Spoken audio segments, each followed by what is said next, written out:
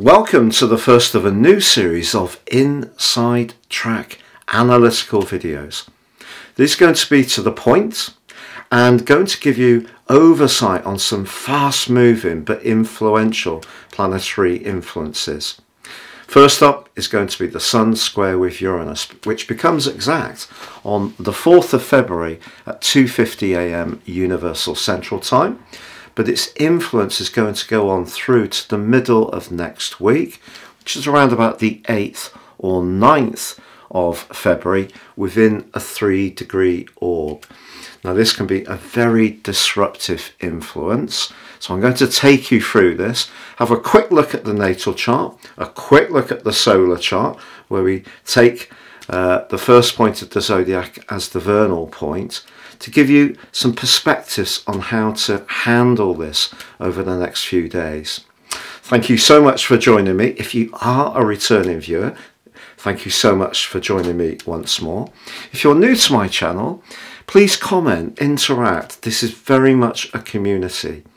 And if you could like and subscribe, that would be fab too.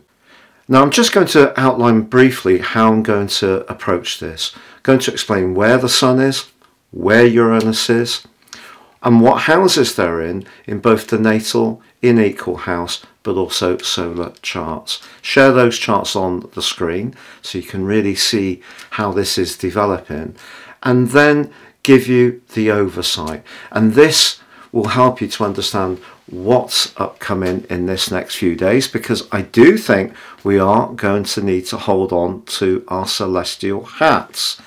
Now if you're really getting into astrology and you want to know a lot more about what makes you tick, if you give me 3 pieces of your personal birth data of time, date and place of birth, I can give you a life roadmap report which gives you a much more intimate understanding of who you are, some of the patterns that have repeated themselves in your life, but also the opportunities that you can seize more firmly.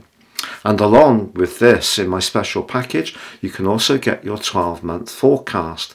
Please see the link below for more. And if you'd like to know more about me, please also see in the description settings of this video below. So on screen now you can see the natal event, and this shows the Sun at 15 degrees exactly in Aquarius, and Uranus, the modern ruler of Aquarius, in Taurus, also at 15 degrees. So in equal house we can see the ascendant is towards the end of the 1st degree of Sagittarius, but the Sun in the 3rd house is very much about the exchange of ideas. It's quite quick moving, and just so you know, this part of Aquarius is governed, this third of the decan that the Sun is located in is governed by Mercury. So I feel it's a high energy position because Mercury is a 3rd house influence. So a lot of need to think and perhaps be busy and also physically active.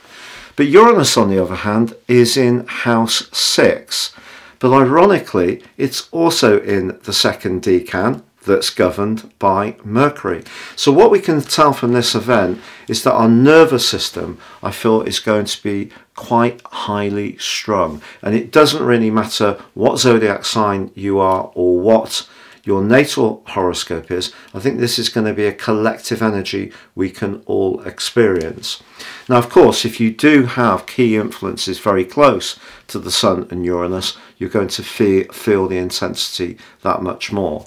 But the 3rd 6th house square creates a lot of need to achieve things, but it can also create a lot of electric energy, but also scattered energy. So one of the things we need to do through to the middle of next week is slow things down a little bit. So Aquarius is very much about friendships, our social interaction, our long-term plans, our idealism, our highest hopes. And of course the sign of Taurus is very much about our self-worth. It can also be about everyday money, and it can be about consuming the things we gain pleasure from because of its rulership of Venus. So one of the things I would really say we should avoid is being too impulsive with our resources. But also, if we try to cram too much in, we're just going to end up feeling rather stressed out and a bit overwhelmed. So slowing things down, making a list of the things that are priorities and sticking to those things really does make a lot of sense. We could find that we're going to be a bit unpredictable, Uranus. We know that this Uranus position is going to feed into this weekend's full moon. If you'd like to see my deep dive on that full moon, please see the link beneath this video for that, and you'll get a much deeper insight into all these competing energies. But if you have got something you want to achieve around technology, don't rush it. It's possible that something could prove a little bit unreliable. And generally, this is a time not to be too idealistic about our resources. You know, we are living in changing times and it is challenging. But something around compulsion, the second house, Uranus, and Uranus being the planet of truth, could get pushed into the open. So maybe there's going to be a conversation that could be a bit uncomfortable, but a sudden revelation. Now also, if we look at the solar chart, which I'm showing on the screen now, you can see the Sun in house 11, the collective, and there you go, you've got Uranus in house 2. So that's where we need to be more conscious of those resources. But as I say, because of the Mercury decans on both the Sun and also Uranus, nervous tension is going to be very high. If we do encounter someone that we think is unfair, it could cause an argument. And in general terms, I think it will be much more difficult to switch off over the next few days and to relax. So what are the things we can do to work with it? Well, it is to take that exercise where possible. And as I say, prioritize. Don't try to do too much.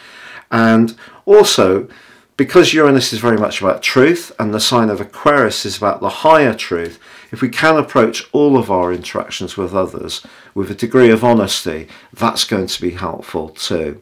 Thank you so much for joining me for the first of these Inside Track updates. There will be more soon. Take care and goodbye.